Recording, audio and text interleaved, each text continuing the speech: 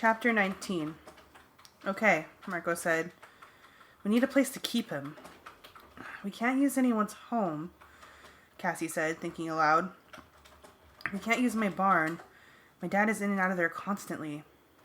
I know a place, Tobias said. It's not far from here. An old shack back in the woods. We can tie him up, Rachel said. But we'll still have to have at least one of us there all the time to make sure he doesn't get away. I cannot help very much, Axe said. I will be pretending to be Jake. Okay, Marco said. Then the rest of us, Cassie, Rachel, and I, will rotate shifts along with Tobias. Tobias can stay the whole time, except when he has to go hunting. Okay, let's go, Rachel said. Come on, Jake, get up. We're out of here. Cassie came over and gave me her hand. She helped pull me to my feet. It was an odd moment because I could feel Cassie's touch, and yet I had no power to squeeze her hand or give her any reassurance. The Yerk did that for me. He deliberately held her hand an extra few seconds. She cares for you, the Yerk said. She is their weak link.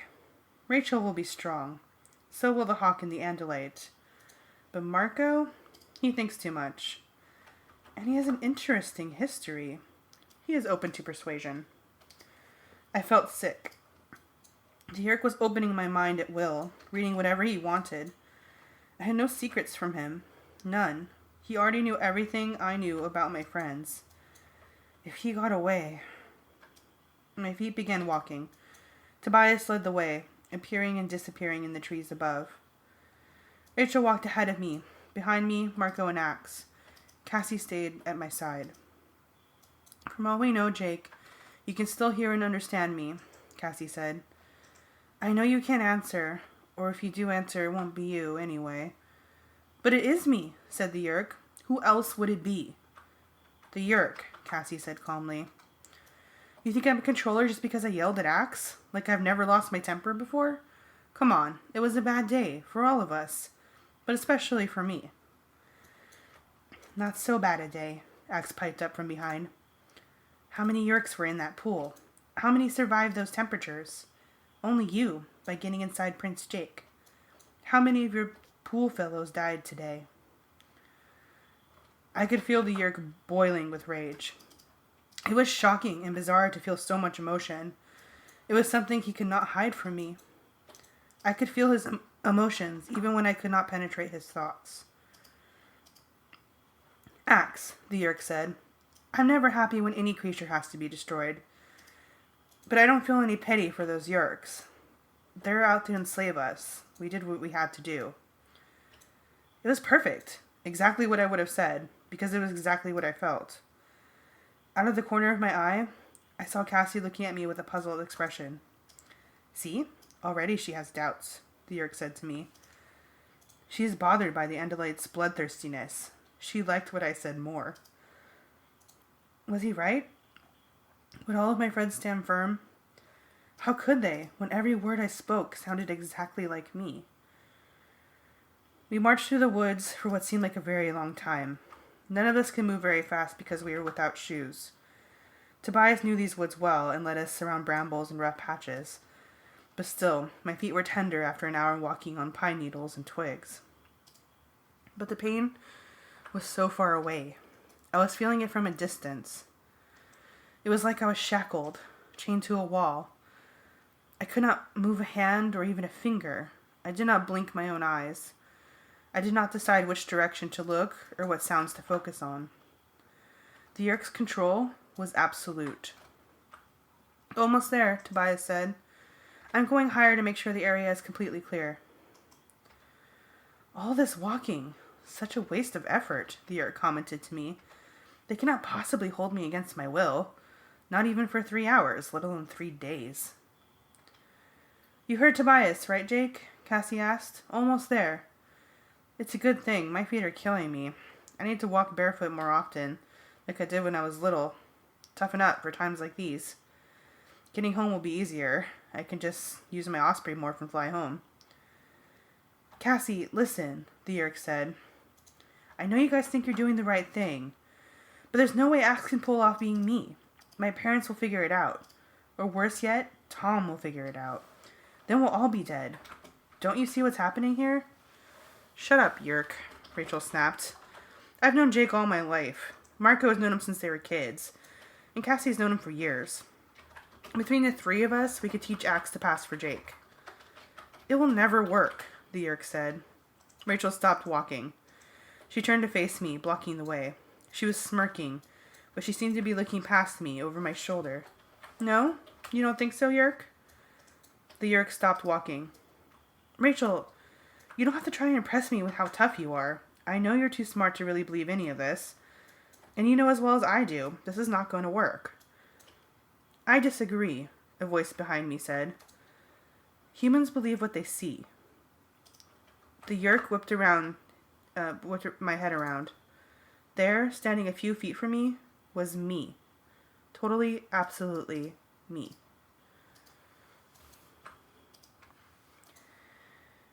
Chapter 20. He was the perfect copy of me, like looking in a mirror. I morphed a while back, Axe said. I've been watching the way you walk and move, to copy you better. Better. The Yerk grinned. You may look like me, but that isn't going to be enough. I give it an hour before Tom figures it out. Marco looked at Rachel and cocked an eyebrow. Rachel looked at Cassie, who sighed and nodded her head. See, that was a stupid way to play it, Yerk, Marco said. If you really were Jake, you might be frustrated that we wrongly suspected you, but you'd figure the smart thing would be to help Axe play the role. If you were you, so to speak, you'd have to hope Axe pulled it off. Rachel curled her lip contemptuously. You just blew Final Jeopardy. You're still trying to make us let you go. By now, Jake would have realized he had to help us succeed. The Yerk said nothing. I think he knew he'd made an error. But I still sensed absolute confidence from him, like a poker player holding an extra ace. We reached the shack. It was a depressing, half-fallen-down mess with a wood floor and log walls and a roof that only covered half the place. There was a bird's nest of some type in the rafters. Bushes had grown in through a hole in one wall. There were beer cans and soda cans strewn around, and they all looked pretty old, nothing recent. Tobias had chosen well. We would probably be left alone for 3 days. Tobias, with his laser vision, had found a few feet of rope in an old campground. He flew back with it in his talons, and Marco and Rachel tied my hands behind my back. Sorry, Jake, Marco said. But that's the way it is. If you're still in there, you'll understand. We'll loosen the rope every couple of hours so the circulation isn't cut off, Rachel said. I'll be here for the first shift. Cassie and Marco are going back with Axe to get him prepared to play you. She smiled. He already has the serious, responsible-sounding thing down. They just need to give him a sense of humor and stop him from playing with every sound he says. It sounded fairly good to me, but I was nervous that only 2 of them would be around to guard me. Of course, one of those 2 is Tobias. I can never run fast enough to hide from him. And Rachel can morph into a wolf and run me down. But it bothered me that the Yerk in my head had not lost his cockiness. In fact, he was reveling in a fantasy of promotions and power. Within a few hours, I will be back with my kind. I will personally tell Visser 3 all I know. It will be the end of your little band. The end.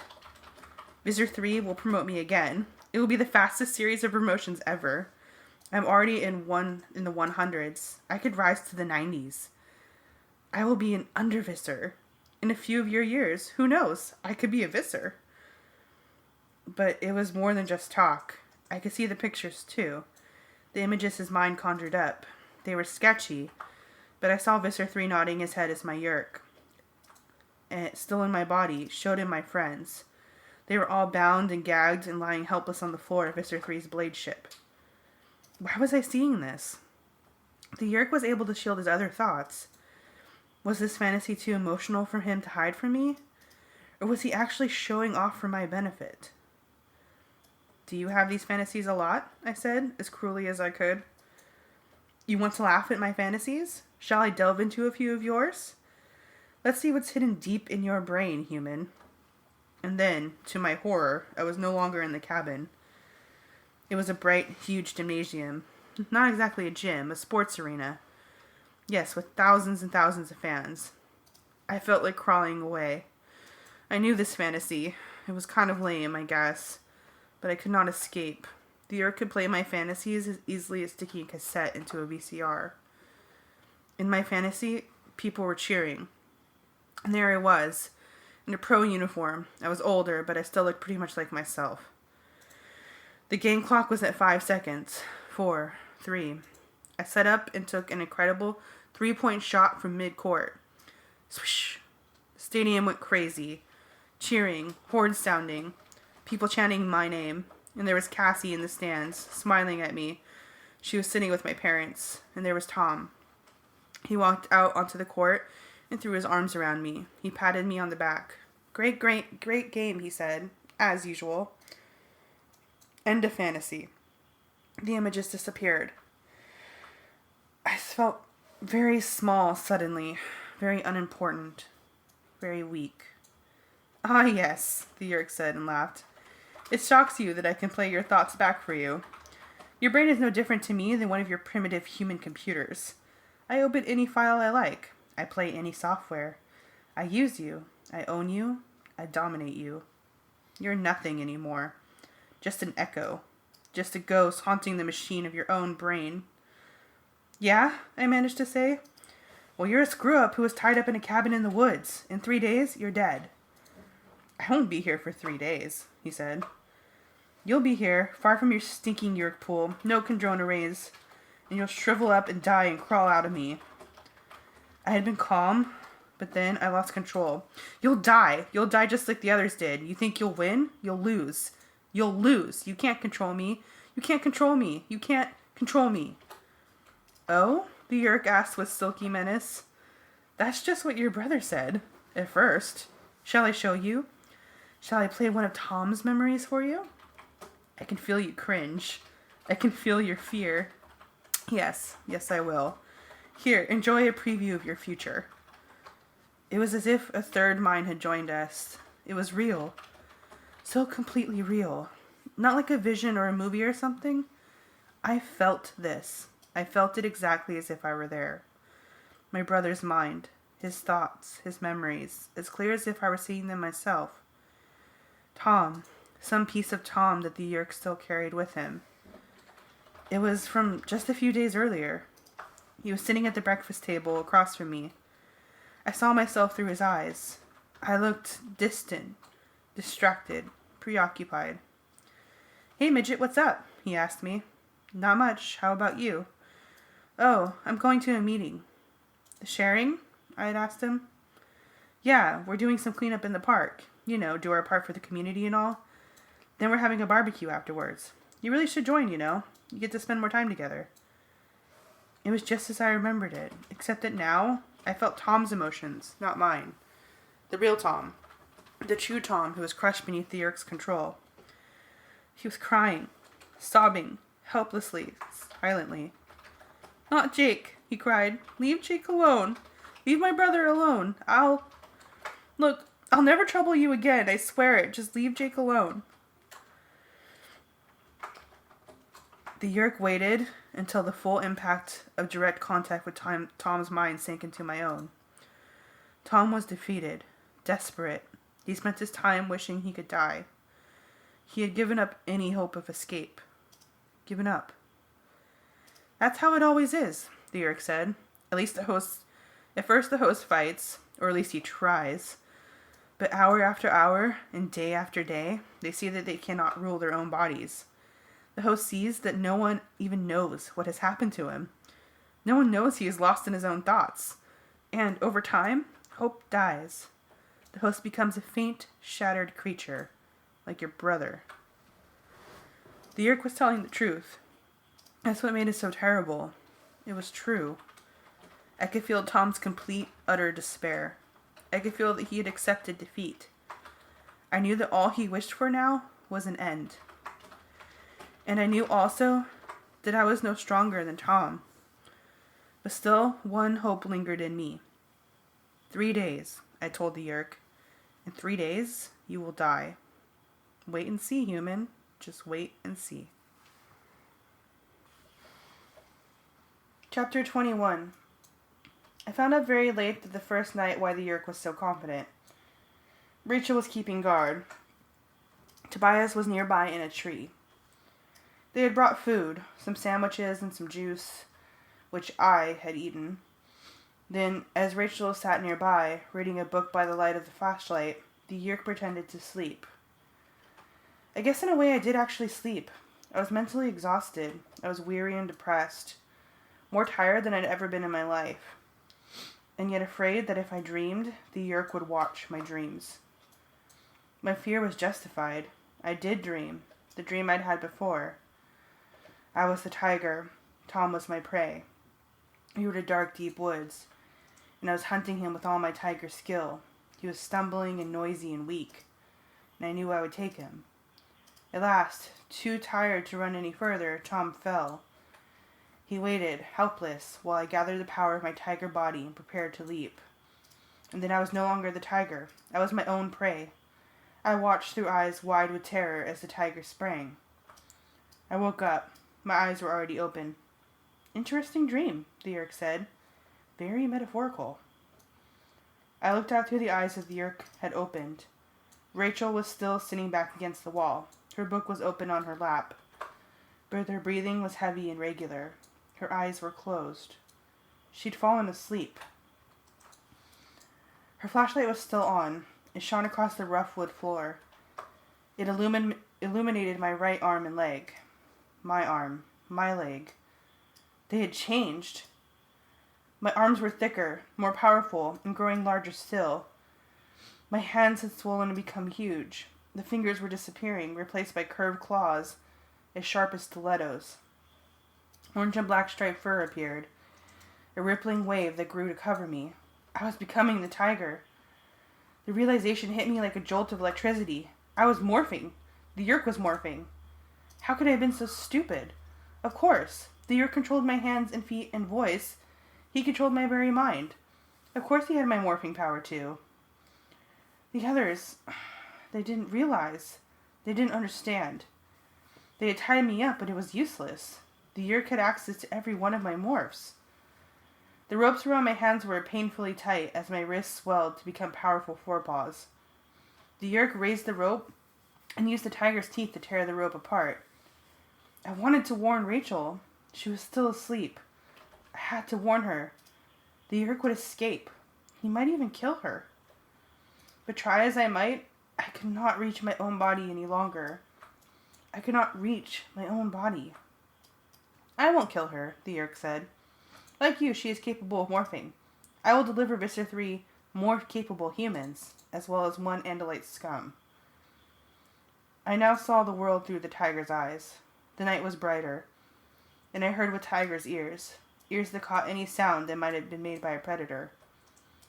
The tiger sniffed the air, but the breeze was slight and carried no warnings.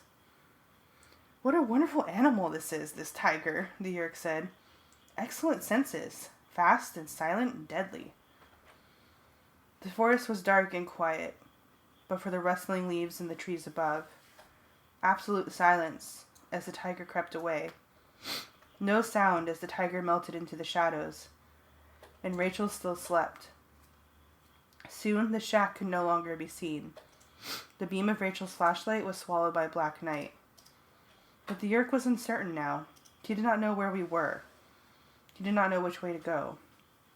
But then, a sound, a smell, humans. What are humans doing here? He opened my memory. He searched my brain for an explanation. I had none. Your own thoughts tell me it's wrong. It is very late. Humans this deep in the forest? The Yeerk moved away from the human scent. They might be hunters. They might be park rangers. Those were the possibilities he had pulled from my own brain. The Yeerk sent the tiger body into a loping run. But after just 10 minutes, the tiger was tired and he had to slow down. Tigers are not distance runners. Which way? The Yeerk wondered. But then, once again, human scent, human sounds. I looked through the tiger's eyes and saw nothing. The Yeerk once more turned from the human scent. The Yeerk searched my memory. South. I must go south. But which way is south? Anything else will send me deeper into the forest. I guess you're lost, I said. The first thing I had said to the Yeerk in a long time. Shut up, slave. Once the sun rises in the morning, I will know the way to go. 2 hours in a morph, I reminded him. If I'm stuck in tiger morph, then this body will be useless to you. Visser 3 will want my body morph capable. Don't tell me what Visser 3 wants, the Yeerk said. But the Yeerk knew time was passing. He had to morph back to my normal human shape. Moments later, I was watching the world through human senses. The night vision was less acute. The ears heard too little. The human nose could scarcely smell a thing. The Yeerk walked, pushing on as fast as my human body could move with no shoes. In a hurry to go nowhere? I asked. I know where I'm going, the Yeerk snapped. Then he stopped. Ha! I should have thought of it. Of course, the falcon morph. I will simply fly away. I watched it like in a TV program, like I was far away from my own body. I watched with interest as the body shrank, as wings sprouted, as talons appeared, as wham! The half-bird, half-human body went rolling, end over end, across the ground. What? The Yeerk demanded. What hit me? He looked around frantically. The falcon eyes are for daytime hunting. They are stunningly good in sunlight, but in the dark, they are nothing special. The Yeerk continued to morph. Falcon feathers grew. The wings became more fully formed. Wham! A shadow within shadows. A sense of something dark disappeared before the Yeerk could turn the falcon head. From far away, I realized the falcon body had been injured. There was a deep bloody gash in the right shoulder. The Yeerk was beginning to be afraid. Wham! A hammer blow. A ripping of flesh and tendon. The invisible enemy had struck again. The falcon would not be able to take wing, not now. The falcon was crippled, disabled by a silent, invisible enemy. And then I felt hope come alive in me again, because even as the Yeerk, crying in pain, demorphed and returned to human form, I saw the enemy. It landed on a branch. It was outlined against faint moonlight and infrequent stars. The two little tufts on its head inspired its name. The Great Horned Owl, I said to the Yeerk. I can read your every thought. You don't need to tell me what it is, the Yeerk snapped. Oh, but I enjoy telling you. It's a great horned owl. It flies without making a sound. Tobias watches them hunt sometimes. Tobias says they can hear a mouse burp from 100 miles away. He says they can see a bug blink on a coal black night. I laughed silently in the corner of my own brain. I laughed at the Yeerk. As far as that owl is concerned, you might as well have a spotlight on you. And then, to my amazement, Cassie's thought speech was in my head. A voiceless voice that seemed to belong in a different life. Sorry I had to hurt you, Jake, but it was necessary. We realized the Yeerk would try morphing, so we were ready. Rachel only pretended to sleep. We wanted this Yeerk of yours to make his escape when we were most ready for him. So, you hang in, Jake. The forest is full of your friends. The humans the tiger had smelled? My friends.